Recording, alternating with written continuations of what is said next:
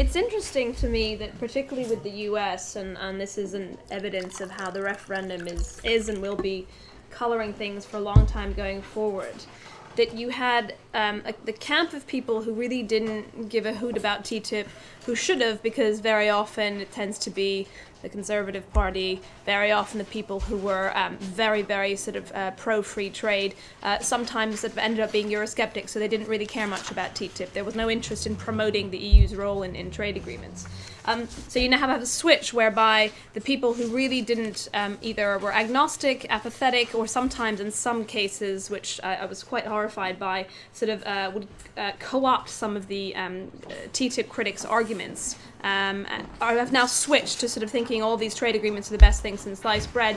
But I'm also seeing the other way around, and this is in the sense that there are a lot of people who were very much for free trade agreements, were very much in favor of remaining in the EU, and now seem to be very, very, I wouldn't say skeptical, but hesitant. And I think that is both sort of in equal measure genuine caution, but also I think people don't like this idea that the people who were anti-free trade when we were in the EU are now very much in favor of it, and I think sort of ad hominem attacks tend to sort of guide a lot of people's thinking on this, sadly. So I'm going to try and, with myself, and ask people in the room to sort of leave aside how you voted in the referendum, what you thought on the referendum, and try and treat this idea on its merits. Luckily for myself and you all, I just finished a submission to the International Trade Committee for the IOD on priorities for US-UK deal.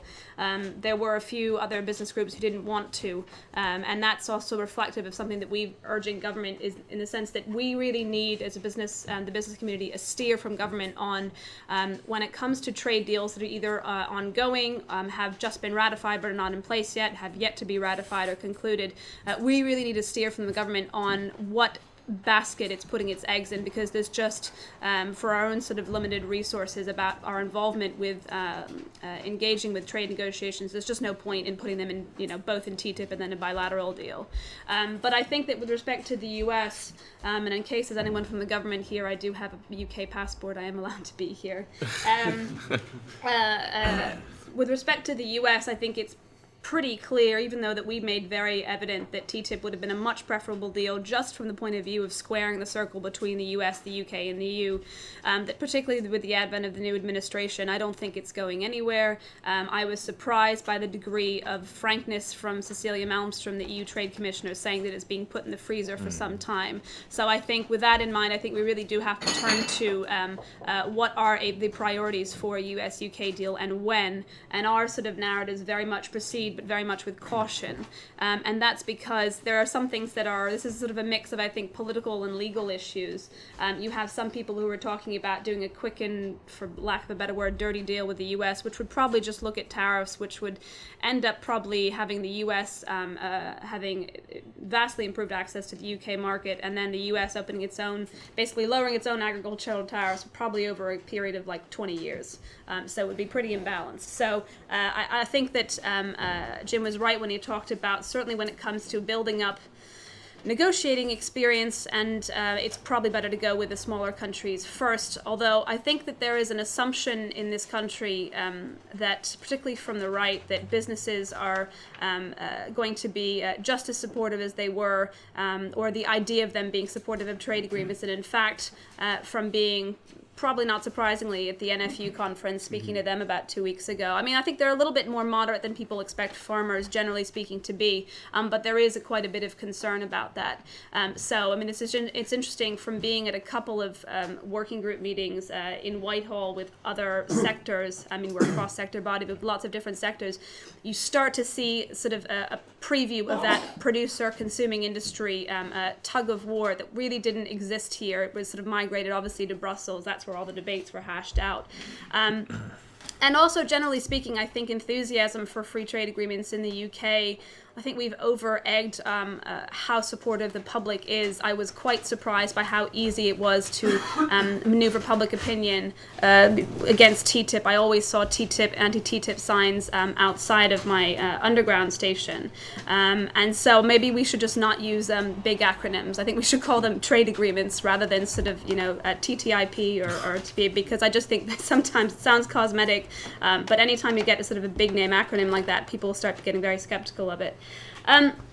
In terms of priorities, I mean, I think that one of the benefits of having been party to TTIP is that we have a formula with which to try and sort of look at with respect to the U.S. I don't think there's anything wrong with, creating all of these working parties that the Secretary of State, Liam Fox, is doing. Some people would say that, I think one of the difficulties that he and the government has is that everyone wants him to justify the purpose of his department, and the only metric that they're using to use by that with that is what progress have you made on a free trade agreement, so that I can basically turn around and laugh about the fact that you're not able to do anything. I think we need to move away from that a little bit, because that's where the referendum starts to continue to color a lot of our perspectives on this.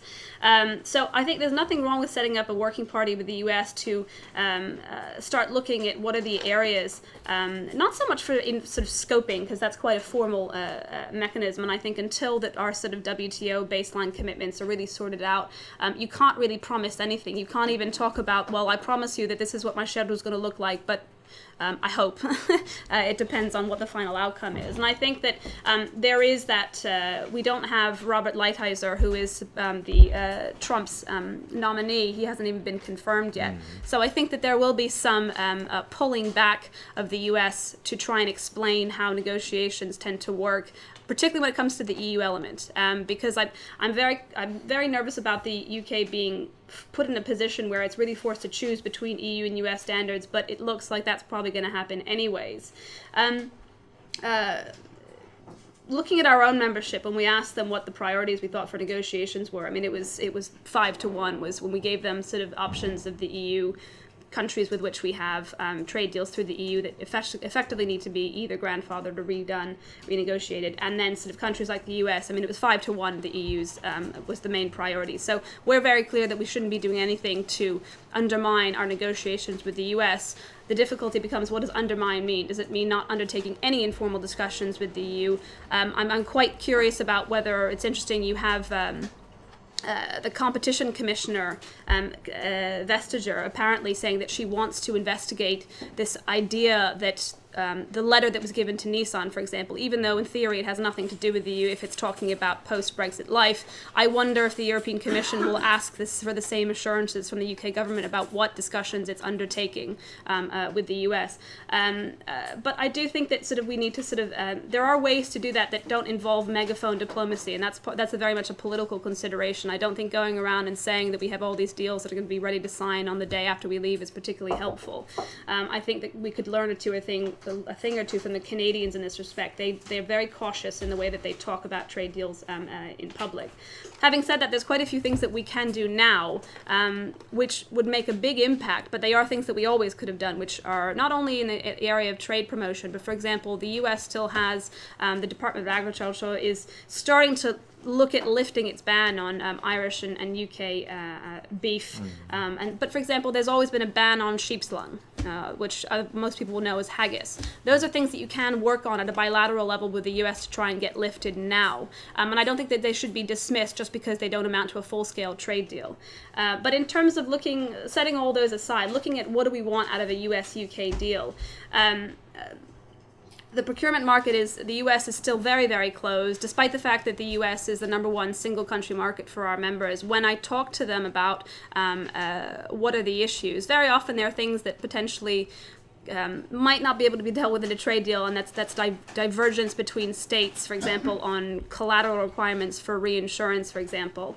But otherwise, in public procurement, it's a very closed market. I do think, for example, in financial services, that an administration can make a difference in terms of what it tells the regulators, because there was a U.S. Treasury Secretary before, under Obama, who was very resistant to this idea of including any discussion on regulatory cooperation in TTIP, despite the fact that you had industries both in Europe and in the US pushing them to do so. So in theory, I think that you could actually make more progress on that. The question is that really the best place to talk about it? So the issue from the European standpoint is that you had this financial markets regulatory dialogue that was supposed to do that job, but hadn't really done much since the 2008-2009. And I think that might be something that to be done outside of a trade agreement, not a sort of sector-specific financial services deal, but in the way that, for example, example, the US and the EU recently reached a deal on recognizing each other's specific rules on derivatives clearing. That is something that could probably be done outside of a trade agreement, but what you could have done through a trade agreement is setting up the framework for that bilateral regulatory cooperation going forward. I think there's a lot to have learned to learn from TTIP.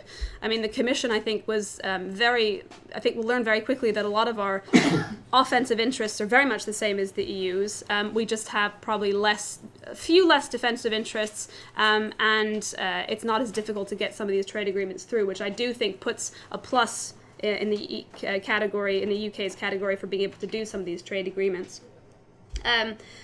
The more tricky area is around sanitary and phytosanitary standards. So it was interesting when I was at the NFU conference, in the NFU president's speech, which got a big rousting cheer, was talking about we don't want hormone-treated beef in our markets.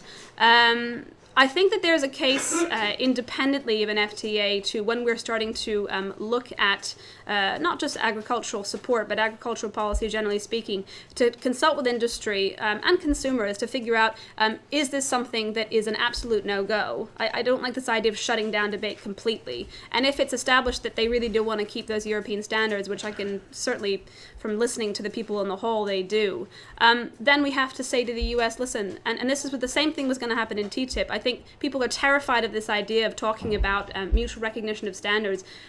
A lot of what trade agreements do is trying to look at the set of standards. It's the whole point of having all of these annexes, to figure out where you do agree, where you can recognize each other's, and where you don't want to.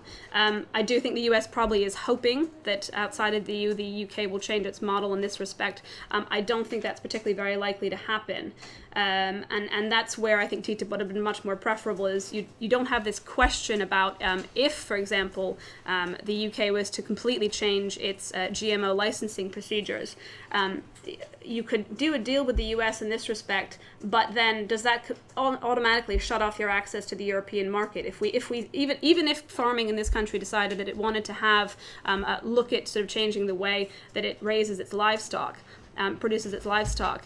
If we do a deal with the US in that respect, there's just no point with our biggest market. It's going to shut it down if there's no discussion over that. And it's interesting, when I was going into the NFU conference, there was these protests outside of the building from the badger cull people. And I think people forget sometimes that one of the reasons that you have a badger cull is because you can't do cattle vaccination because of European rules around how you do sort of skin testing to make sure, distinguish which cattle is infected, which is not. So this is sort of analogous to the example that I just mentioned, because there is a lot that the UK could do outside of the EU to try and develop such a skin test, but then if you can't export it to your biggest market, that almost renders it a little bit meaningless to a certain extent.